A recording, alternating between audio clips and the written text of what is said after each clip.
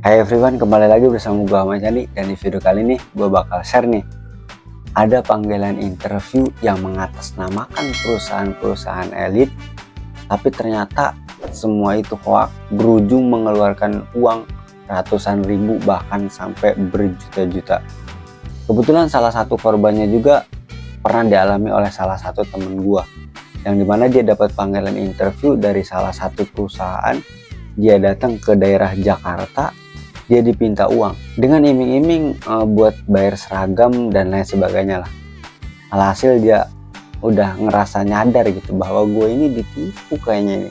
Masa iya interview gue disuruh bayar gitu, masa interview pas masuk kerja gue disuruh bayar gitu kan, mustahil gitu. Ketika kita panggilan interview dipinta uang gitu, itu hal mustahil teman-teman. Nah jadi panggilan interview yang sebenarnya itu ya cuma interview aja gitu, nggak bakalan ketika teman-teman interview dipinta uang, disuruh ngeluarin uang, apalagi teman-teman disuruh ngeluarin uang buat bayar seragam. Ketika teman-teman masuk ke suatu perusahaan, ya seragam ditanggung oleh perusahaan. Biasanya seperti itu, nggak bakal teman-teman ya disuruh ngeluarin uang beratus-ratus ribu gitu buat biaya seragam teman-teman ketika kerja, seperti itu. Nah jadi di video kali ini gue bakal share ada orang yang tertipu oleh panggilan interview teman-teman. Nah dimana kronologi singkatnya gue akan ceritain. Kronologi singkatnya itu seperti ini teman-teman. Jadi ada salah satu orang yang dapat panggilan interview. Ternyata panggilan interviewnya itu seperti di ruko-ruko seperti itu. Nah dengan semangatnya dia, dengan niatnya dia, karena emang cari kerja susah, dia semangat datang ke suatu tempat panggilan interview tersebut. Setelah dia datang, dia ini dipinta uang. Entah gua nggak tahu dipinta uangnya berapa gitu kan. Nah setelah dipinta uang, ternyata dia ini menyadari nih bahwa ini tuh kayaknya panggilan interview udah nggak bener nih, udah nggak enak di hati gua nih gitu. Kayaknya ini penipuan banget gitu. Nah setelah itu si orang tersebut itu mesen ojek online, tapi kayak ngechat gitu, bantuin gue bang, bahwa gue ini ditipu gini dan lain sebagainya gitu. Setelah itu dia juga bahkan mau keluarnya juga kayak ditahan gitu, ditahan untuk tidak bisa keluar dari ruangan interview tersebut gitu, sebelum bisa membayar administrasi yang telah ditentukan oleh si penginterviewnya atau si HRD-nya tersebut gitu teman-teman. Mungkin lebih detailnya lagi teman-teman bisa simpulin dari video tersebut. Viral ini nggak ada korban penipuan loker, minta tolong ojol buat diselamatin. Pas aku cek rukonya di daerah sini nih, serem banget nggak sih? Ternyata gini ceritanya. Surat undangan itu kan dinyatakan akan ada psikotes, tapi pas sampai di sana ternyata nggak ada psikotes. Interview pun bukan saya kayak interview menurutku. Disitu dikasih tahu, tapi nanti bakal ada dikenakan biaya nih buat pengaman posisi kamu. Saya tetap suruh tanda tangan, aku nggak mau. Akhirnya aku kayak dipisahin ke ruangan gitu. Waktu itu pesan ojol buat kabur karena aku ngerasa ini kayaknya ditahan deh, nggak boleh keluar, terus melakukan pelunasan. Kayak gini guys chatnya, perhatiin baik-baik ya. For your information ya, buat teman-teman yang khususnya fresh graduate, teman-teman harus tahu bahwa ada beberapa ciri-ciri panggilan interview hoax. Nah jangan sampai nih teman-teman nggak tahu panggilan interview hoax itu seperti apa gitu. Bahwa ketika teman-teman masuk ke dunia kerja, teman-teman juga harus tahu. Jangan gampang tergiur oleh panggilan kerja karena emang cari kerja susah, udahlah gue langsung berangkat. Jangan seperti itu teman-teman. Jangan sampai kita awam tentang permasalahan-permasalahan seperti itu.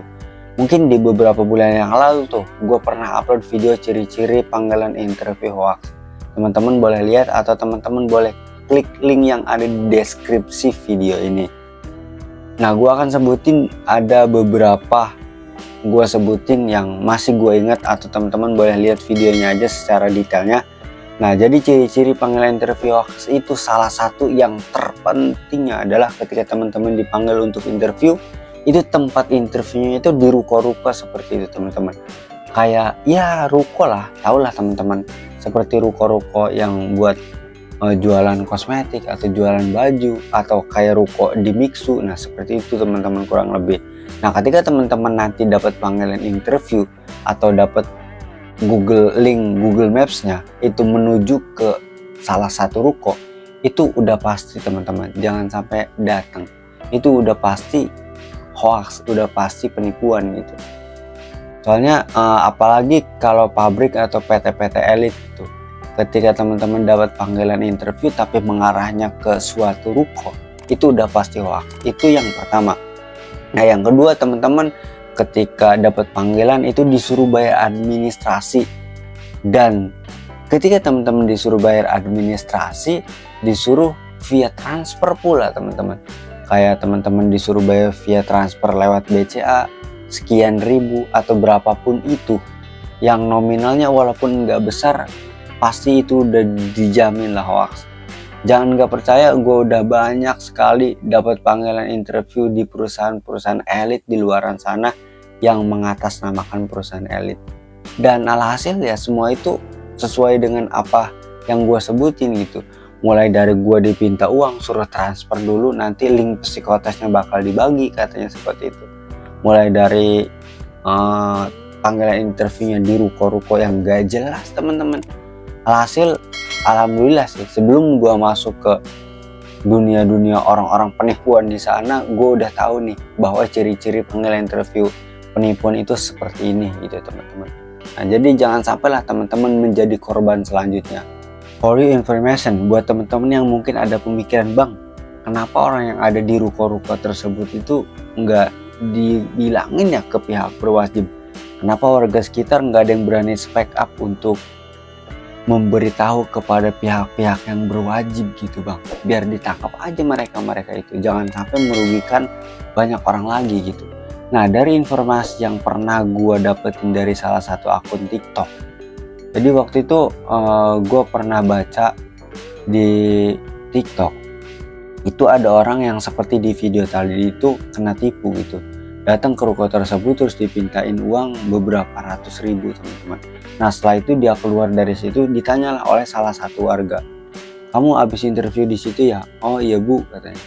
Nah oh iya dek, di ruko itu mah emang penipuan, katanya. Susah dibilangin juga orang yang dekengannya juga, katanya para jawara atau orang-orang yang ya jawara-jawara lah gitu. Makanya nggak ada yang berani speak up gitu. Mungkin ketika mereka warga sekitar berani speak up atau berani berbicara untuk memberitahu kejadian yang sebenarnya itu ada apa di sono gitu, mungkin mereka akan habis gitu sama para jawara-jawara yang dekengan-dekengan dari ruko tersebut gitu.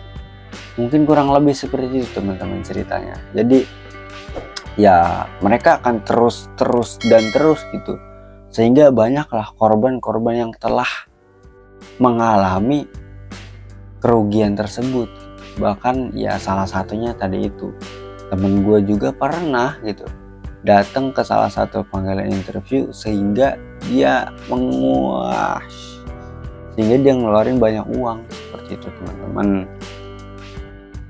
Ya temen gue juga pernah gitu datang ke salah satu panggilan interview, alhasil dia disuruh ngeluarin uang beratus-ratus ribu dengan iming-iming buat biaya seragam. Seperti itu kurang lebih teman-teman. Mungkin itu aja yang bisa gue sampaikan di video kali ini, semoga bermanfaat. Jangan lupa like, comment, dan subscribe.